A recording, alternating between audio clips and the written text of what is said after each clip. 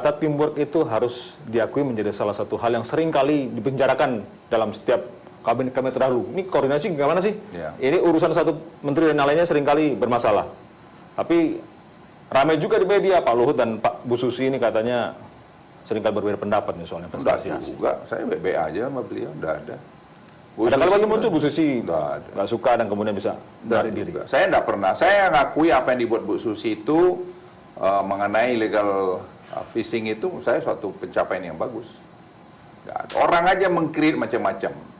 Lah kalau saya beritahu ada yang beda angka kan boleh-boleh aja. Itu tidak boleh dong teamwork itu semua sama terus. Beda pendapat itu biasa, tapi itu dalam konteks mencapai yang lebih baik. Bagaimana bisa menyatakan bahwa antara Bu Susi dan Pak Luhut aman terkendali, sementara kemudian ada muncul isu bahwa Bu Susi tidak setuju dengan urusan investasi asing, menarik diri. Pada saat yang sama investasi asing dan nelayan juga harus memberikan saling memberi manfaat gitu untuk Indonesia. Enggak juga, kami kemarin bicara baik-baik aja. Kita hanya tinggal ngatur saja supaya jangan kembali ada illegal fishing, satu. Yang kedua, jangan sampai orang asing ngontrol ikan-ikan kita. Yang ketiga, jangan sampai overfishing. Yang keempat, jangan sampai lingkungan kita tercemar. Kita sama semua itu. Hanya bagaimananya itu mungkin Bu Susi lebih ahli atau lebih bagaimana ya. Saya sebagai Menteri Koordinator dan yang mengendalikan semua kementerian yang ada di bawah saya sebagai Kepresnya itu, ya saya beritahu. Bukan hanya ke Ibu Susi, kemana aja yang dibawa kendali saya waktu sama seperti saya Menko Polhukam. Ya saya beritahu. Urusan Natuna bagaimana Pak? Pembangunan perusahaan besar untuk urusan... Bagus, saya kira sekarang Presiden menunjukkan sikap yang jelas. Ini kan yang penting pemimpinnya jelas. Kalau pemimpinnya jelas, kita terjemahkannya akan jelas. Jadi Presiden sudah mengatakan bahwa sovereignty kita, kedaulatan kita, itu harga mati. Sudah, saya sebagai seorang perwira TNI tahu saya menerjemahkan itu dengan segala macam ilmu saya. Jadi kalau ada orang yang bilang begini, saya kan bukan anak kemarin. Saya kan tahulah semua barang itu. Saya juga dididik oleh orang-orang hebat di TNI. Jadi saya buah dari TNI itu. Jadi saya tahu tidak akan mungkin saya hianati institusi saya. Jangan-jangan kan kehebatan Pak Luhut ini juga kemudian politik jauh lebih stabil karena Pak Luhut pandai mengatur semuanya ini. Enggak juga. Saya pikir ini semua kerja teamwork. Ya dirijennya Presiden. Sederhana kok. Ya saya bilang tadi, kalau jelas pemimpin itu maunya dan tegas maunya, ya sudah kita terjemahinnya nggak pernah ragu-ragu. Dan saya tidak pernah ragu-ragu. Saya tahu pemimpin saya mengatakan begini, sudah saya kerjain. Pak Luhut ketika baru masuk di pemerintahan Jokowi JK sebagai KSP, Kepala Staf. Kemudian bergerak ke Menko Polhukam. Kemudian bergerak sekarang ke Menko Maritim. Pak Luhut ini rupanya punya hubungan sangat dekat dengan Pak Jokowi. Ya, saya kenal Pak Jokowi cukup lama ya. Dan kita kenal baik lah.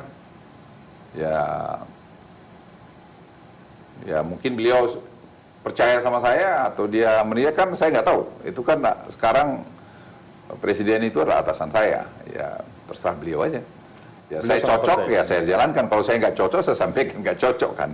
Pernah begitu sampai bilang nggak cocok dengan Pak Jokowi? Ya tentu saya dengan cara saya, mungkin ada beda pendapat. Ya pastilah saya sampaikan, tapi tentu tidak akan di depan orang. Bahkan pada saat kampanye, Pak Luhut praktis meninggalkan gerbong Partai Golkar untuk kemudian berada di posisi pendukung Pak Jokowi JK. Itu artinya kan Pak Luhut menunjukkan bahwa sudah punya garis yang berbeda dan sekaligus dekat dengan Pak Jokowi. Dan percaya untuk itu.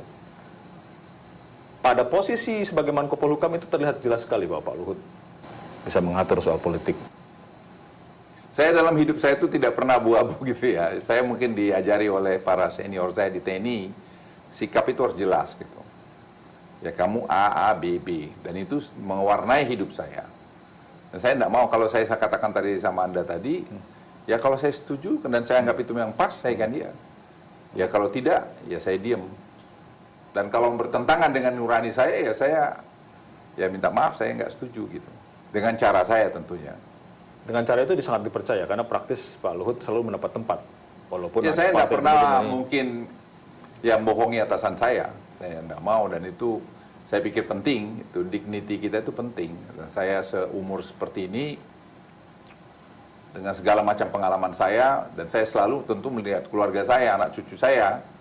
Saya tidak mau juga anak cucu saya itu lihat nanti bapaknya, kakeknya itu ternyata orang yang begini saja gitu ya. Saya tidak maulah. Saya sudah mengabdi sekian puluh tahun di negeri ini, di sisa-sisa mungkin berapa tahun ke depan saya masih bisa bekerja. Ya saya ingin memberikan yang terbaik buat negeri ini. Itu aja sebenarnya sih. Sekali lagi soal kepiawaian Pak Luhut untuk mengelola politik pada saat menjadi Menko Polhukam. Di situ ada partai pendukung pemerintahan Jokowi JK, ada KIH, ada KMP. Apakah betul bahwa Pak Luhut memainkan posisi sebagai jembatan antara dua kepentingan ini untuk bisa menjalankan pemerintahan? Tapi saya katakan gini dulu ya, itu tidak karena saya. Ya, saya mungkin bagian daripada itu, yes. Dan saya pikir juga Presiden sebagai kepala negara tentu tahu memberikan arahan. Dan kita memang, saya pikir kan semua teman. Kalau diajak bersama-sama, kita membuat negeri ini lebih baik, kan semua oke. Semua pasti mau lah, kecuali dia sudah gila. Nah kalau kita jelaskan maksud kita apa, untuk apa, program kita bagaimana, ya rata-rata teman-teman itu bilang, oh ya benar juga gitu. Tapi saya katakan lagi, kalau kalian kritik aja nggak apa-apa. Nah, soal kritik itu bagaimana? Jika semua menjadi teman kemudian tidak bisa mengkritik. Saya bilang kritik aja, jangan. Tidak kritik. Tapi jangan destruktif. Kita harus konstruktif. Ya, kritik aja. Program-program yang tidak pas. Karena kita ini juga bukan dewa, seperti saya katakan tadi. Kita bukan manusia yang sempurna. Pasti banyak kurangnya juga. Mungkin angle yang tidak kita lihat itu Anda lihat. Tapi dalam konteks kita untuk membangun negeri ini. Karena kalau enggak, nanti nih kayak yoyo negeri ini. Maksudnya? Ya maju mundur terus gitu. Jadi sekarang apa yang sudah dicapai pemerintah lalu, sekarang kita maju lagi capai. Nanti pemerintah Pak Jokowi misalnya selesai berapa tahun lagi, nanti pemerintah yang datang teruskan lagi. Sehingga negeri ini akan tambah hebat gitu. Kalau nanti direcok-recokin dengan hal-hal yang tidak perlu, sampai pada misalnya ribut-ribut, ya kan tidak ada yang untung. Yang untung siapa?